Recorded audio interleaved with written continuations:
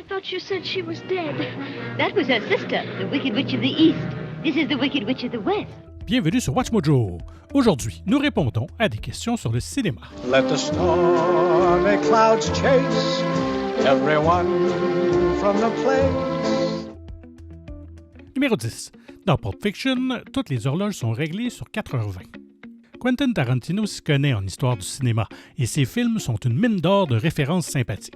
Cependant, pour tous ceux qui aiment dire aux gens que toutes les horloges dans Pulp Fiction sont réglées sur 4h20, ce n'est pas vrai. Where's my watch? Oui, il y a bien quelques horloges réglées sur 4h20 dans le film. On peut en voir quelques-unes dans le magasin lorsque Butch va sauver Marcellus. Mais quelques n'est pas toutes. Il y a tout un tas d'horloges et de montres dans le film qui ne sont pas réglées sur 4h20.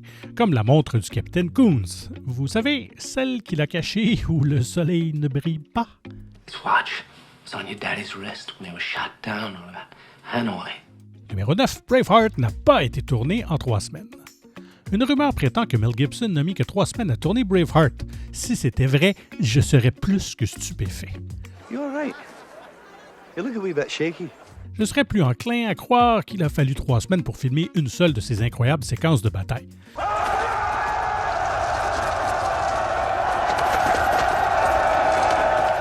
En réalité, Gibson et son équipe ont passé les mois de juin à octobre 1994 à tourner le film en Irlande et en Écosse. Bref, il a pris son temps et le résultat se voit à l'écran. That they may take our lives, but they'll never take our freedom!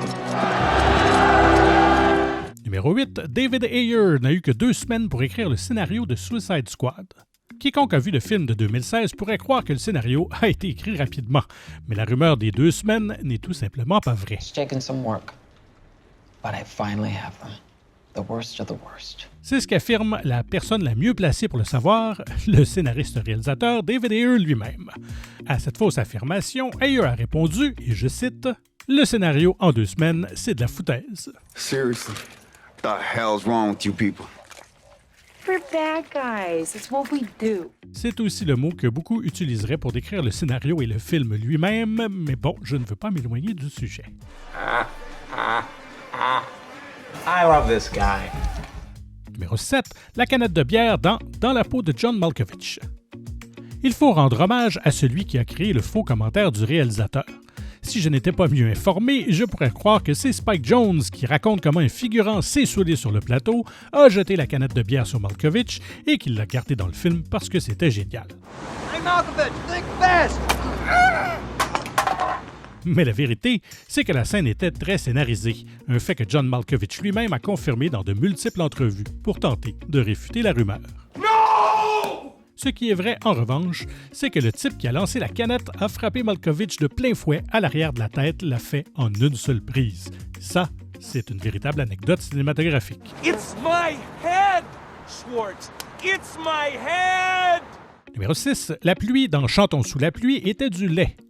Ce film emblématique est entouré d'un grand nombre de fausses anecdotes, en particulier la scène principale dans laquelle Gene Kelly danse et chante sous la pluie. I'm singing in the rain, just singing in the rain. What a glorious feeling, I'm happy again.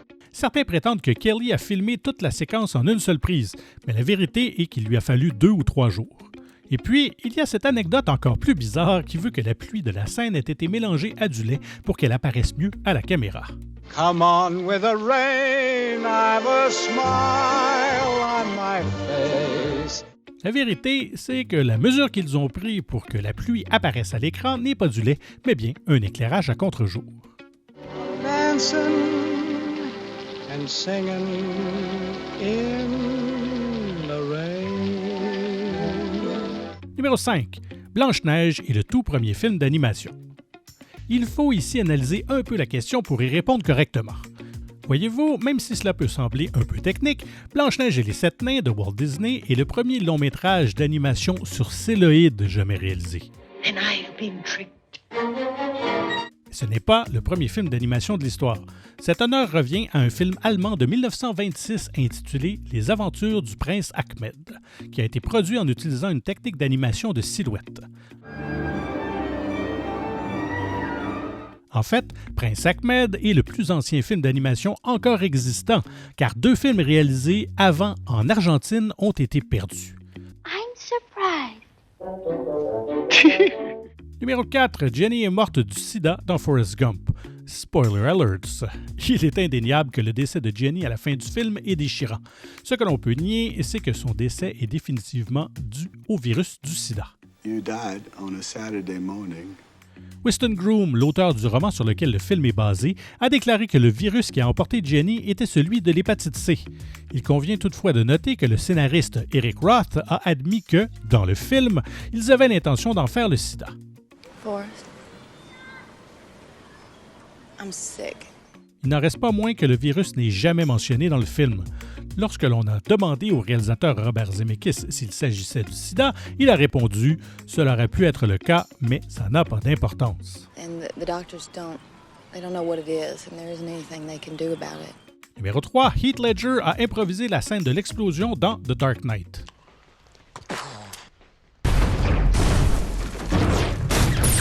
La scène la plus célèbre de ce film est sans doute celle où le Joker s'en va après avoir fait exploser l'hôpital en arrière-plan. Le timing de l'explosion ne se déroule pas exactement comme prévu et il frappe à plusieurs fois sur le détonateur pour le faire fonctionner. La rumeur la plus répandue sur cette scène est que l'explosion n'est pas déclenchée tout de suite parce que Heath Ledger improvisait. Bien qu'il s'agisse d'une belle histoire, elle est totalement fausse. Comme Christopher Nolan l'a lui-même confirmé, chaque seconde de cette scène a été répétée à l'infini et elle s'est déroulée exactement comme prévu. Numéro 2. Un Munchkin est mort pendant Le Magicien d'Oz. And she's not only merely dead, she's really most sincerely dead. Lorsque ce film est évoqué, il y a généralement 2 choses qu'on est presque sûr d'entendre dire. Il y a ceux qui vous demandent si vous avez déjà regardé le film synchronisé avec l'album de Pink Floyd, The Dark Side of the Moon, et il y a au moins une personne qui va vous parler du Munchkin pendu en arrière-plan.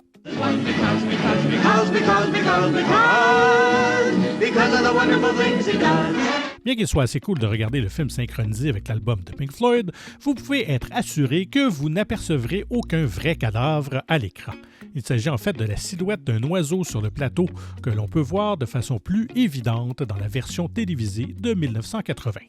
We're out to see the wizard, the wonderful Wizard of Oz. C'est maintenant le temps de la vidéo où je dois vous demander, bien humblement, de vous abonner à WatchMojo Français. Et n'oubliez pas de cliquer sur la cloche pour être tenu informé de la sortie de nos prochaines vidéos. Et si vous avez apprécié celle-ci, un coup de pouce vers le haut nous aide à continuer. Et notre numéro 1, Hitchcock a réalisé le célèbre logo de la MGM. L'histoire raconte qu'Alfred Hitchcock filmait le lion du logo emblématique de la MGM lorsque 2 voleurs se sont faufilés sur le plateau. Le lion tua l'un d'entre eux et l'autre fut renversé par une voiture alors qu'il tentait de s'enfuir. Le lendemain, le lion, bouleversé par des événements, aurait tué son dresseur. Bref, une belle grosse histoire complètement inventée. Vous pouvez vous rassurer en constatant qu'il n'existe aucune histoire de lion ayant attaqué qui que ce soit à la MGM. Quant à la célèbre photo d'Hitchcock et du lion, il s'agissait d'une publicité pour La mort aux trousses.